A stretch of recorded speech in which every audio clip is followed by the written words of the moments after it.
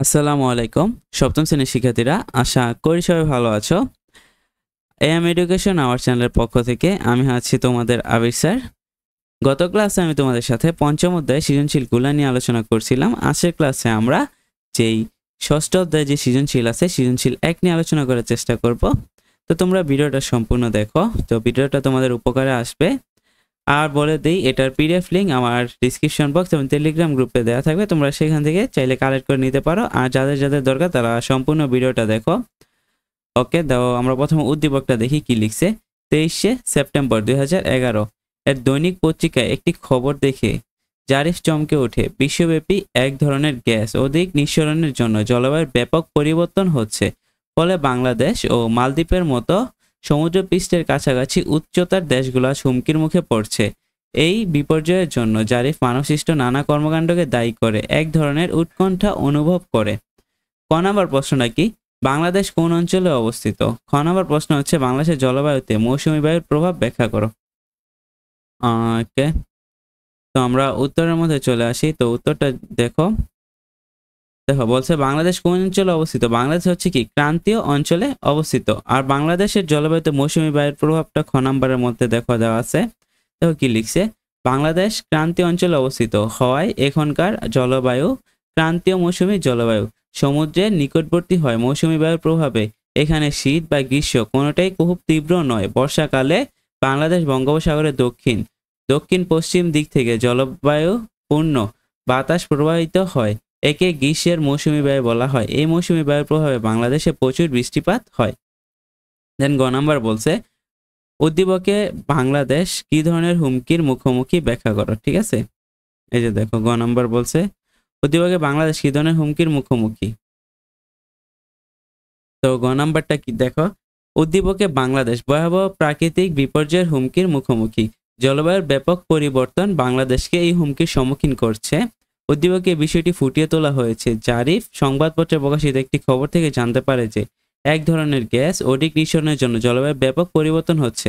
এর ফলে বাংলাদেশ ও মালদ্বীপের মতো সমুদ্রের পৃষ্ঠের কাছাকাছি উচ্চতার দেশগুলো হুমকির মুখে পড়ছে। মূলত এখানে গ্রিন হাউস গ্যাসের কথা বলা হয়েছে। এই গ্যাস অতিরিক্ত মাত্রায় নিঃসরণ হয়ে বায়ুমণ্ডলের তাপমাত্রা ধীরে ধীরে বাড়িয়ে দিচ্ছে। তাপমাত্রা বৃদ্ধির ফলে মেরু অঞ্চলে বরফ গলতে শুরু করছে। এই বরফ গলে যাওয়া সমুদ্র পৃষ্ঠের পানির উচ্চতা ধীরে ধীরে বৃদ্ধি পাচ্ছে। সমুদ্রপৃষ্ঠের উচ্চতা বেড়ে গেলে বাংলাদেশের সমুদ্র উপকূলবর্তী এলাকাসমূহ সমুদ্র গর্ভে বিলীন হয়ে যাবে। এছাড়া বাংলাদেশ আরও যেসব হুমকির মধ্যে রয়েছে তা হচ্ছিল ঘূর্ণিঝড়, জলোচ্ছ্বাস, বন্যা, নদী ভাঙ্গন, খরা, শৈত্যপ্রবাহ, টর্নেডো, কালবৈশাখী ইত্যাদি। ওকে, দেন ঘ নাম্বার হচ্ছে উদ্দীপকে উল্লেখিত বিপর্যয়ের জন্য মানবসৃষ্ট কর্মকাণ্ডই দায়ী। তোমার উত্তরের সপক্ষে যুক্তি দাও।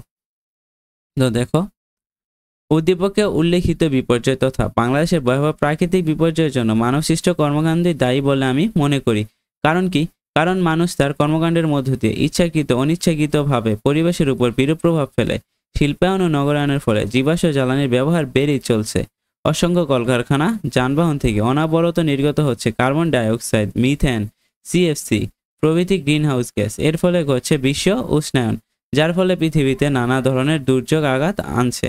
মানবসৃষ্ট দুর্যোগ যা বর্তমানে সবার বিশেষ চিন্তা ও গভীর উদ্বেগের বিষয় তা হচ্ছে গ্রিনহাউস প্রতিক্রিয়া। আর বায়ুমণ্ডলের গ্রিনহাউস গ্যাস বৃদ্ধির জন্য মানুষের কর্মকাণ্ডই সবচেয়ে বেশি দায়ী। পৃথিবীর জনসংখ্যা বৃদ্ধির ফলে ঘরবাড়ি, রাস্তাঘাট, গাছপালা কেটে বানাতে হচ্ছে বসতি ভিটা।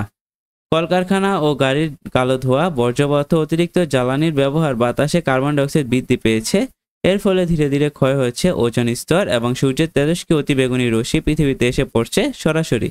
ফলে বায়ুমণ্ডলের তাপমাত্রা বেড়ে যাচ্ছে। অতিরিক্ত তাপে গলে যাচ্ছে মেরু অঞ্চলে জমে থাকা বরফ। সমুদ্রের পানি বেড়ে পৃথিবীর উপকূলীয় অঞ্চলগুলো পানিতে ডুবে যাওয়ার আশঙ্কা দেখা দিয়েছে। তাই বলা যায় উদ্দীপকে উল্লেখিত বিপর্যয়ের জন্য মানবসৃষ্ট কর্মকাণ্ডই কি দায়ী।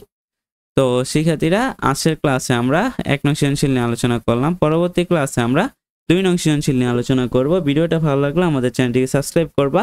আর এটার পিডিএফ লিঙ্ক ডিসক্রিপশন বক্সে লিঙ্ক দেওয়া থাকবে, তোমরা সেখান থেকে কালেক্ট করে নিও। সেখানে আমার টেলিগ্রাম চ্যানেলের লিঙ্ক আছে, তোমরা সেখান থেকে জয়েন হয়ে এটা ডাউনলোড করে নিও। ঠিক আছে, আল্লাহ হাফেজ।